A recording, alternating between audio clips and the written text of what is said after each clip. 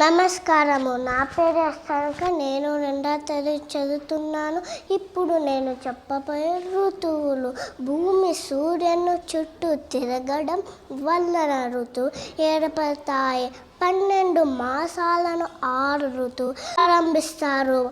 మన భారతదేశంలో మొత్తం 6 ఋతువు. అవి వసంత ఋతువు, గ్రీష్మ ఋతువు, వర్ష ఋతువు, శరద్ ఋతువు, హేమంత ఋతువు, శిశిర ఋతువు. వీటిలో ముఖ్యమైన చెప్పుకునేవి మొదటిది గ్రీష్మ ఋతువు. దీనిని వేసవి కాలం అని కూడా అంటారు. ఈ కాలంలో పగులు చీకటి తక్కువగా ఉంటుంది. ఈ కాలంలో ఇంట్లో ఉండడానికి ఇష్టపడతారు. ఈ కాలంలో ఎక్కువ మామిడి పండ్లకు ప్రసిద్ధి. రెండవది వర్ష ఋతువు.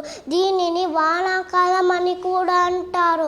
ఈ కాలంలో రైతులు తమ వ్యవసాయ పనులు ప్రారంభిస్తారు. ఈ కాలంలో భారీ వర్షపాతం, ఉరుములు, అధిక తేమతో ఉంటుంది. ఈ కాలంలో ఉంటుంది. మూడవది శీతాకాలం. దీనిని చలికాలం అని కూడా అంటారు. ఈ కాలంలో స్వెటర్లు, టోపీలు, చేతి తొడుగులు వాడుతుంటారు.